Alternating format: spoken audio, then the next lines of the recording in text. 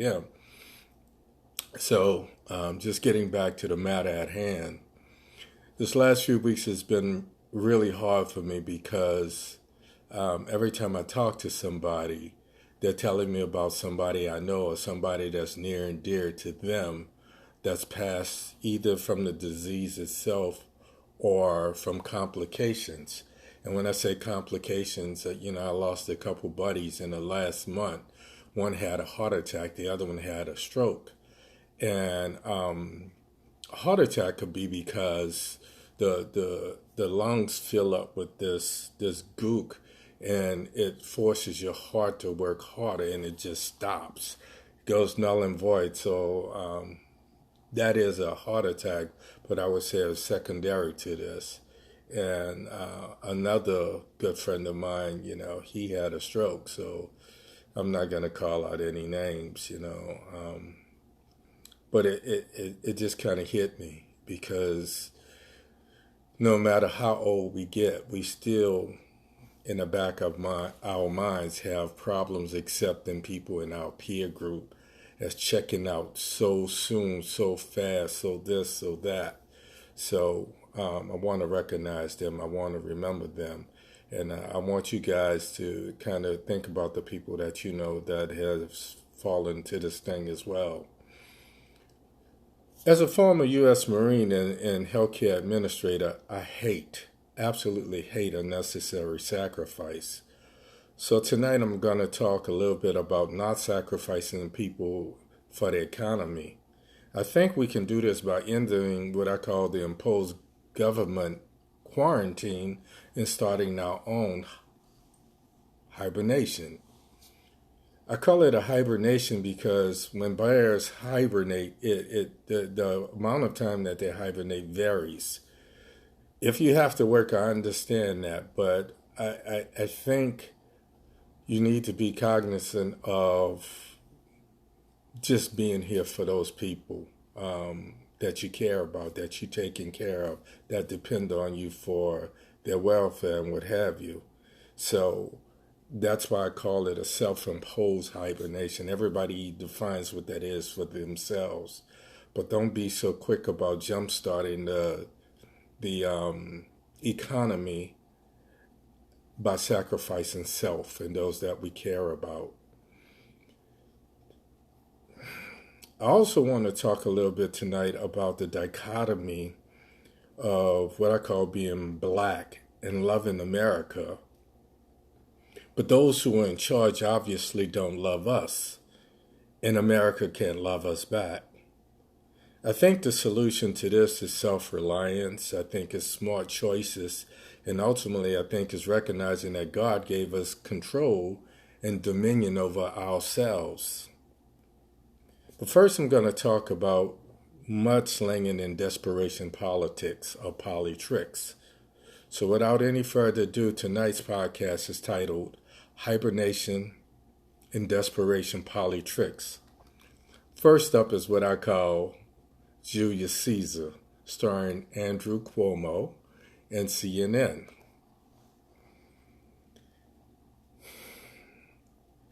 When I first started to see what CNN was doing, I felt I was reminded of the play. When I was in high school, I was a little bit of a thespian, and I remember doing Julius Caesar.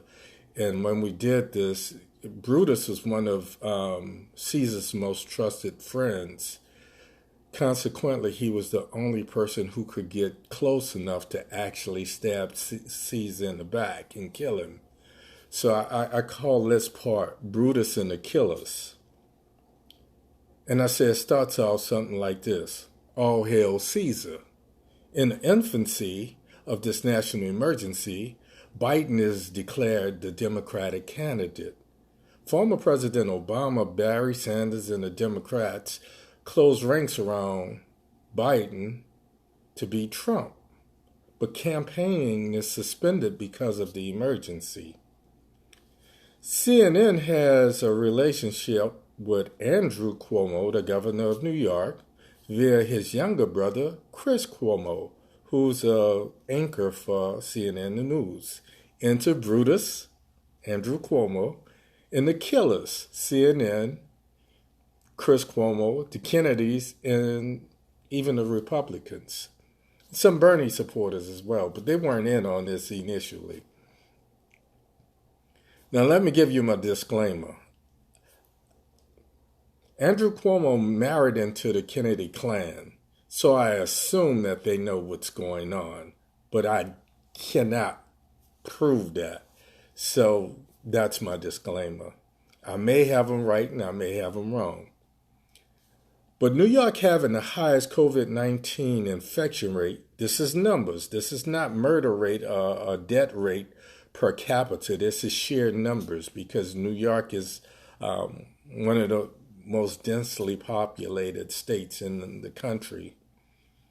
As a result of that, it thrust Cuomo onto a national stage. It appeared like Cuomo was auditioning initially for VP on Joe Biden's ticket. Then it appeared that Cuomo was being prepped and given a daily briefing spotlight immediately following 45. When we think about this, this is an old Republican strategy. Remember, 45 really had no agenda of his own. So his agenda became what I call an anti-Obama agenda. So everything Obama did, I'm going to just undo. And I'll make all of those people that hated those 8 years happy. And that's pretty much his base. This national spotlight makes Cuomo look like he's doing more than the other governors, when in essence, there were bodies stacked up in the back of trucks and U-Haul trucks and lining parking lots in several hospitals throughout the state. People standing in long lines in the cold waiting to be tested in New York. Trump and the Republicans saw an opportunity to create some discord within the Democratic Party when Joe is not allowed to campaign, so they started to pump up Andrew as well.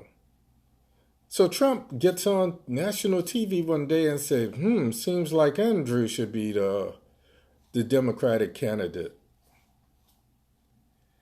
Andrew goes from wearing a polo shirt with emergency preparedness logo in the initial briefings to being spit-shined and polished and seated behind a desk with all of these flags to make him look presidential.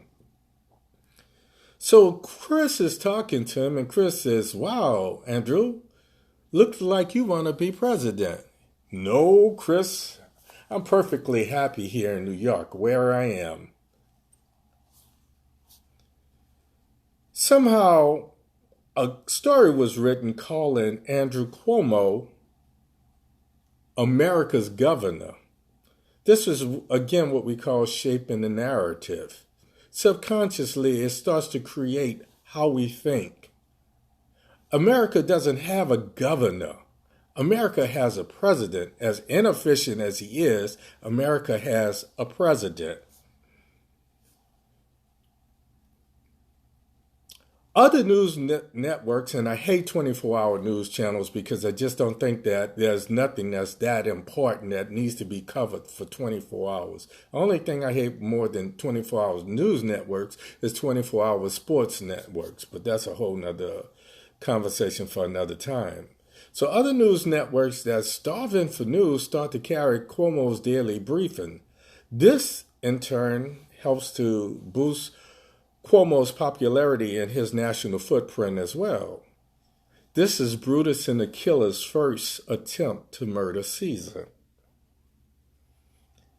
As I previously stated, the problem that I have with this is if Cuomo wants to be president, let him throw his hat into the ring the way the other 25 candidates did, including Biden. If he can survive the vetting, the debates, the background mudslinging, then he deserves a chance.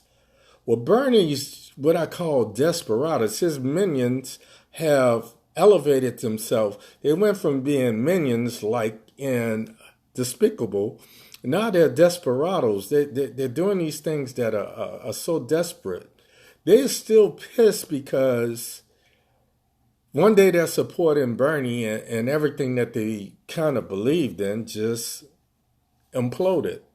They're still pissed. You don't prop up another despot or demagogue and try to sneak him in the back door at the 11th hour during the most crucial election of this millennium. We're 20 years in, and I would surmise to you that this is the most important election, certainly of my lifetime. So with that being said, with that being done, now Bernie's desperados start saying, if they're trying to push their man, then maybe there's some hope for us to push ours into Bernie's desperados, starring Tara Reid, who conveniently recreates a story that was investigated and dismissed. That's what I call asked and answered. In a court of law, we would say, I object, that was asked and answered. So this week we saw Bernie's desperados slinging mud in a desperate attempt to discredit Joe Biden. Tara Reid initially said that Biden touched her on her hair and her shoulder, and that made her feel uncomfortable. Now she's inflamed the story to say back in 1993, Biden penetrated her with his fingers. Oh, you left that out the first 8 years he was, in those years that he was in Congress and he was vice president and when he first started to run, but it came up now that your your candidate is no longer viable for the office? What makes me angry about this, these are false claims, and it desensitizes us so that when a woman is truly assaulted or raped, we dismiss it because we're tired of people crying wolf. So we say, oh well, shit happens. It's not cool. Tucker Carlson is a Republican reporter for Fox News, and even he pointed out the inconsistency in Reid's allegations. Carlson even went on to say what I've been saying all along. What about this timing? And Reid is a Bernie supporter who last year told a totally different story. Let me make this explicitly clear. I don't trust anything that Fox News reports. I find it even harder now to trust CNN after they propped up Andrew Cuomo and then broke this story. Bottom line is, if Andrew and Chris Cuomo have dreams of being the next John and Bobby Kennedy in the White House, it's not going to work, not like this. As this gunny in the Marine Corps used to say, that dog don't hunt. Nice try, CNN. But there's good news and bad news out of this. Bad news? Despite the inconsistencies, some Americans still believe Tara Reid. I suspect that most of them are Bernie supporters, Trump supporters, and some people just like that. Some women that have been so hurt that anytime there's a call to arms, they're the first one to jump up and fight for anybody because they're still trying to solve things in their own past. And I'm not discounting them. I'm just saying I see it happening. The good news is Biden is leading delusional Donnie in polls all around the country. Even though some people say they believe Tara Reid, they still say that they would vote for Biden. That explains just what I just said. They're so used to Trump saying grab them by the and this, that, and the other that they've become so desensitized. Some of them, in their heart of hearts, they don't really believe what's going on. The bad news is, even though Trump is failing miserably with his management of the coronavirus, Joe once had double-digit leads. They're starting to evaporate. With the incessant so-called progressives in the Democratic Party, they remind me of the Tea Party and the Republican Party a couple years back that tried to hold the party hostage. In states like Texas, Biden and Trump are in a virtual dead heat. They're tied. So we got to keep our eyes on the prize and just say no to Bernie's desperado with their Olivia Pope type scandal tactics. So let's stay well. Let's hibernate so that we can get this fool out of there and vote in November. This next part, I know you're feeling it and I'm feeling it too. I call it being black in America. Black pride versus white pride. In a perfect world, we never have to play the race card. But America is so far from being colorblind. In the 60s and 70s, when we said black power, we meant black pride and self-reliance. We meant taking responsibilities for ourselves, our communities, so that our neighborhoods would be safe. We made it clear that we wanted a safe place where our children could play and our women could walk down the street without fear of being harmed. What really made Malcolm X dangerous was when he returned from Mecca and he no longer preached hate. He didn't realize that we are more often than not our own worst enemy. I bring this up because white pride groups are seeded and based on hate. The difference between black pride and white pride is I don't have to hate white people to love myself, to have black pride. Conversely, it seems like since this disparity of COVID-19 deaths has affected more in the black and brown population, we've had this cavalier attitude to opening the government again. I take that back, not the government, opening the economy again. Again, hibernate, stay safe. My motto is this. I'm going to end my hibernation when they open the White House and they start giving tours. When they open Congress and they start shaking hands and kissing babies and politicking that way, then I'll come out. Then I'll resume life with a new normal. But until that, the kid is in hibernation. So hey, boo-boo, looks like another apple pie. You feel me? When I look at the people that are protesting, there are these white, quote unquote, white pride and white nationalist group. Why did they have a problem with an unarmed black man taking a knee when people like me who are veterans say when a soldier or a Marine falls, we bow our heads and we take a knee. We salute in reverence. Why did they have such a problem with that, but they don't have a problem with these folks who are predominantly white, coming out, no mask on, and like the woman in North Carolina says that she's positive, but she's asymptomatic. So she's out there spreading it to other people.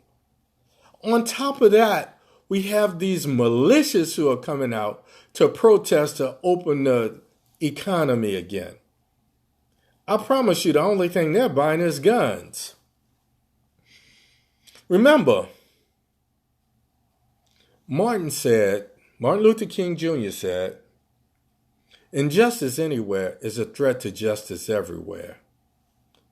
This coronavirus is everyone's problem. Now there are stories circulating, and I guess TMZ was the first to say that Kim Jong-un has passed as a result of a heart attack, but they're not saying whether it was, or botched heart surgery or something like this. So right now we hear all of these rumors of what the Marine Corps and the Navy call scuttlebutt. So it only goes to prove that coronavirus is everybody's problem. It's not just a black thing. But we live in a country that's based on the premise that I am 3/5 of a man. When we look at Benjamin Banneker being a black man and drawing out the plans for Washington, D.C., and creating a watch from looking at a clock and creating a almanac by viewing the heavens, they still viewed us as 3/5 of a man. That same mentality has come home to roost. How do we expect them to treat us better than we treat ourselves?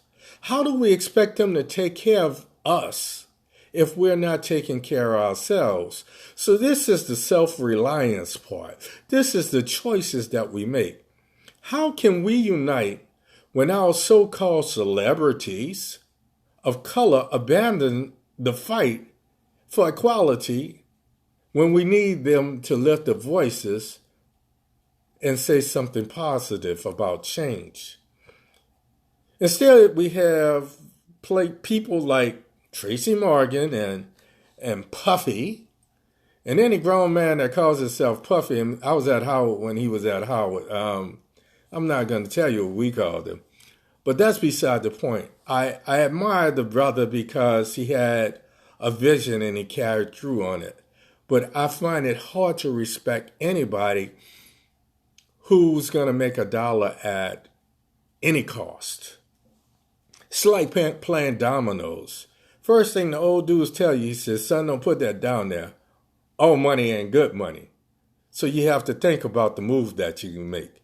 You get 5 points, the next man gets 35. So you don't set him up. I use that same mentality when I'm dealing with some of these things.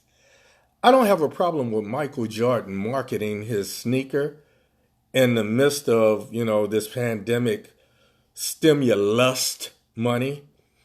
You got everybody lusting for this $1,200, whether they're the people or whether they're the Amazon and so forth and so on.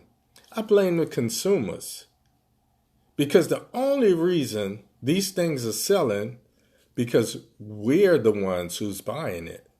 And don't get me wrong, I've purchased a couple things myself. But the difference is I know my limit. And I promise you, I haven't even gotten a stimulus check yet. So the money that I'm using is the money I would use to buy the things that I need. And just so happens that they're happening now. So I'm making those purchases.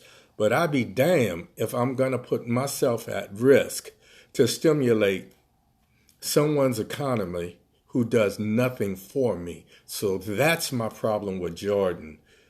Somebody said it would be nice if he gave out 10 masks with every pair of Jordans that was sold.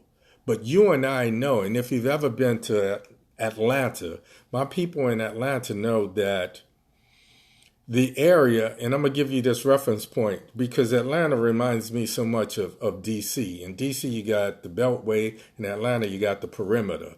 And in D.C. you got, this Maryland, Virginia in the district, and it's kind of the same thing. This area of Greenbrier reminds me of Southeast D.C.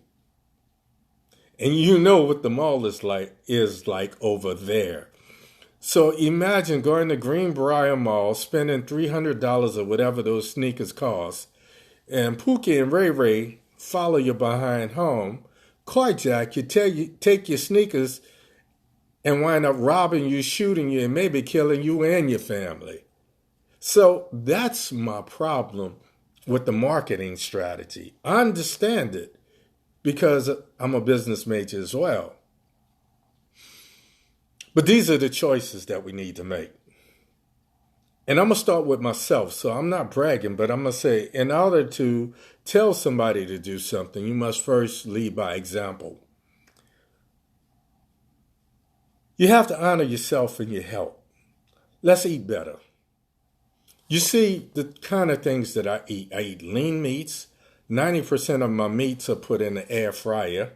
So I get most of my proteins and what have you from fresh meat sources. I eat fresh vegetables. I admit that I like my fish fried. I'm not eating no sushi, so I like my fish and occasionally my shrimp fried. So I admit to that. But that's sparingly.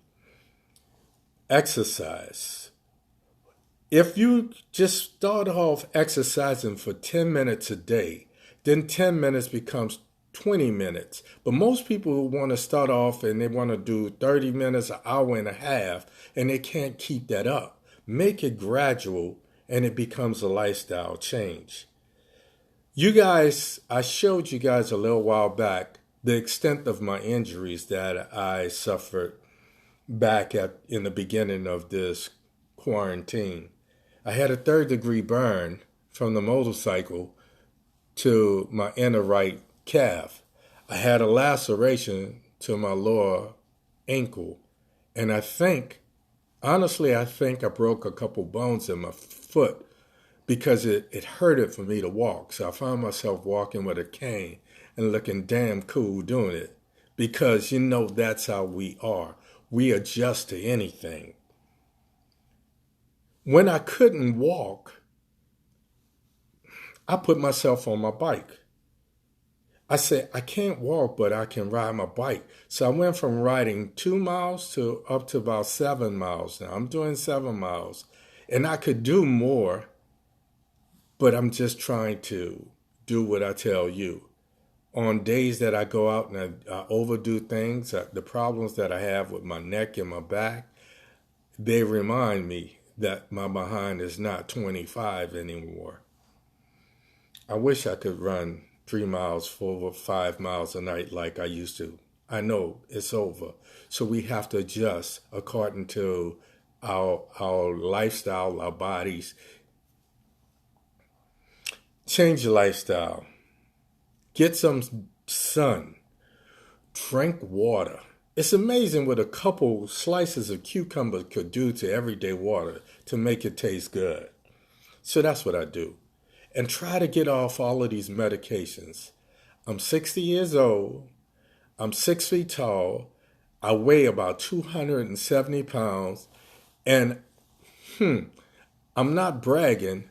I'm saying this has been something that I've been doing over a period of my life. Even after I was hurt in the military, I adjusted. I can't do what I used to do, but I find some things to take the place. I'm not taking any medication. And I'm not bragging. I'm just saying my mother, my uncles, my cousin just died of complications of diabetes. I know what's in my DNA. And I'm doing everything humanly possible, even before Corona. So now that we understand that these pre-existing and underlying conditions make us more susceptible, my body, I think, raise my hand to God, I think I'm ready. At this stage of the game, I promise you, you have come in contact with at least 3 people that have been infected with this virus, either knowingly or unknowingly, either purposely or inadvertently. I drink. Remember this medication, though.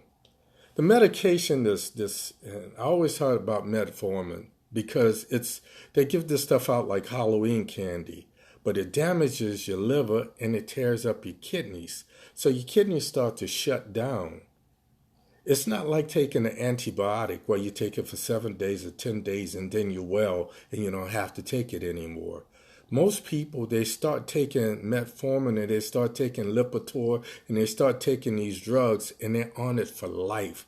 They're taking blood pressure medicine. They're taking diabetes medicine. They're taking something to lower their cholesterol. They're taking some type of diuretic. So that's just too much.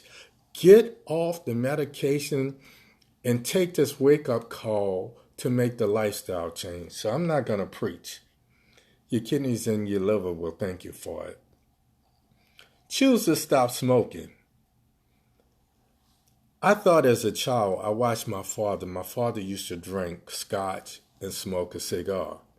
So long before this was the cool thing to do, my father and my grandfather did this. So I looked at it as a rite of passage. Honestly, when I turned 13, my dad took me to a neighborhood bar. And the guy said, "Yo, Bat, you can't bring that boy in here." He said, "Man, this is my son. He's 13 today. He's a man." And everybody in there welcomed me. It was like a rite of passage. And they were telling me things about my dad. And, they were telling me, your dad played baseball. He was a hell of a shortstop and this, that, and the other. And it was the same stories that my dad had told me a million times. But to hear from other people made me stick my chest out, made me proud to be named Henry Baptiste Jr. because of the man that Henry Baptiste Sr. was. The problem with him working public service for 30 years and him smoking those cigars and drinking that scotch, I lost him at the age of 15. For some of the things that I just told you about, his kidneys failed. I started smoking cigars. I started smoking a pipe because I thought that's what men do. I started drinking because I'm from New Orleans.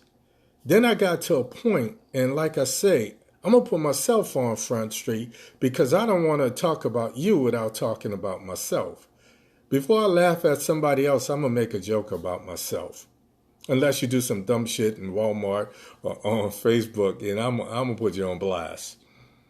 I got to a point being a director or executive director, you can't fraternize a lot of times with your crew. So you wind up going out with other directors, and people like GE and Siemens, they take you out and they wine and dine you. So they say, "Hey, Hank, you're going to look at this other CT. We're going to fly down to Miami. So we're going to get there Friday night. We're going to have a steak. We're going to drink some scotch and martini, and I got some Cuban cigars." And I'm like, "Hey, right on." I've made it. The problem with this is you start doing it night after night. So after a while, you become what we don't even have a definition for in New Orleans. Everybody in New Orleans is a functional alcoholic. They will drink their behinds off till 2 o'clock in the morning and be at work at 6 o'clock in the morning. That's whether they work as a director of radiology or whether they work as a street digger for sewage and water board. And if you're from New Orleans, you know what I'm talking about. Drink judiciously. Put the cigars down. And I know I like one every now and then myself, but I know I like my lungs better. So I'm not judging anybody. These are suggestions. You are the master of your own fate, the captain of your own vessel, your own ship. Smoking is not a badge of honor. It's not a rite of passage to manhood. It diminishes the lung capacity because the tar and stuff builds up in the air sacs. It's called alveoli. This is where we exchange oxygen for carbon dioxide. So I'm not going to give you anatomy and physiology class. I just want to tell you why I said what I say. Drinking judiciously, I can afford the fifths, but you see I buy the small bottles. I can afford a 20-ounce steak, but you see I buy a 16 or a 10-ounce steak. It's because we don't want to turn God's blessing into what? A sin by gluttony. If you can afford to buy a bottle, buy a smaller bottle. But I'm not preaching. Brother Daniel is here. I'm going to let him preach next time. But I'm just telling you what I'm telling you because I got something to tell you. I buy pints. I don't buy fifths. And I do not drink daily. When I do drink, I don't drink no more than a couple drinks. And then I sleep like a baby. So honestly, if my neck or something start hurting, I have a girlfriend in New Orleans who says I self-medicate. I said, who in New Orleans doesn't? So I might drink me okay, 2 fingers. My dad taught me 2 fingers. 2 fingers is a drink. So I put 2 fingers of something, and now I use 2 fingers this way so that I get less liquor. It's either going to be some Maker's Mark, it's going to be some Woodford's, or something like that. I don't drink gut liquor, that they say. All in all, living life to the extreme, it impacts how our immune system reacts to threats and fights infection. COVID-19 proved this to us beyond a shadow of a doubt. I stopped drinking because I started to see that I was having problems. And I made a promise to myself. I want to be here to watch my great-grandchildren grow up. So I stopped smoking cigars.